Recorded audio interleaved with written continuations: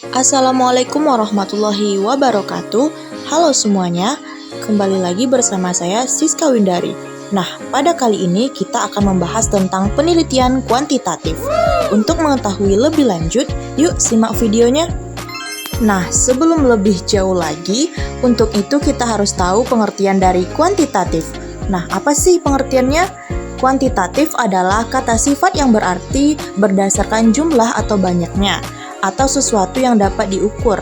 Dalam penelitian, kuantitatif berarti metode penelitian yang menggunakan data numerik atau angka untuk menganalisis fenomena. Penelitian kuantitatif biasanya menggunakan teknik pengumpulan data seperti survei, eksperimen, atau analisis statistik dari data sekunder. Tujuannya adalah untuk mengembangkan dan menggunakan model-model matematis, teori-teori, dan hipotesis yang berkaitan dengan fenomena alam.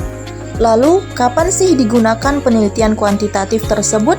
Nah, penelitian kuantitatif cocok digunakan untuk meneliti masalah yang sudah jelas, memiliki populasi luas, dan bermaksud untuk menguji hipotesis.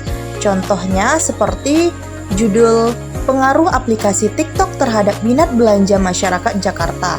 Nah, di sini kita dapat mengumpulkan data dari jutaan pengguna TikTok yang disebut sebagai populasi. Nantinya populasi tersebut dapat dipilih secara acak menjadi sebuah sampel penelitian. Lalu, kalau hipotesis itu apa sih? Nah, untuk hipotesis adalah kesimpulan sementara yang masih harus diuji kebenarannya. Dalam metode kuantitatif terdapat dua jenis hipotesis, yaitu HA dan HO. HA dari judul di atas tadi yaitu aplikasi TikTok berpengaruh terhadap minat belanja masyarakat Jakarta. Sedangkan HO dari judul penelitian tadi, aplikasi TikTok tidak berpengaruh terhadap minat belanja masyarakat Jakarta. Nah, dari judul penelitian di atas terlihat bahwa masalah penelitian ini cukup jelas, yaitu tentang adanya pengaruh aplikasi TikTok terhadap minat belanja. Akan tetapi, karena datanya belum diuji, kita perlu menggunakan metode kuantitatif untuk membuktikan hipotesis tersebut. Selanjutnya, tujuan penelitian kuantitatif. Penelitian yang menggunakan metode kuantitatif bertujuan untuk menguji hipotesis dengan menggunakan teori-teori yang sudah ada. Jadi, penelitiannya cenderung objektif dan tidak mendalam. Ciri-ciri penelitian kuantitatif. Yang pertama, memiliki dua atau lebih variabel yang diukur pengaruhnya. Yang kedua, masalah penelitiannya menanyakan tentang ada atau tidaknya pengaruh antar variabel. Yang ketiga, menggunakan sampel dan prinsip keterwakilan. Yang keempat, bersifat objektif. Yang kelima, relatif singkat. Jenis dan teknik pengumpulan data kuantitatif. Yang pertama, survei. Umumnya, penelitian kuantitatif menggunakan metode survei untuk mengambil data dari populasi yang besar.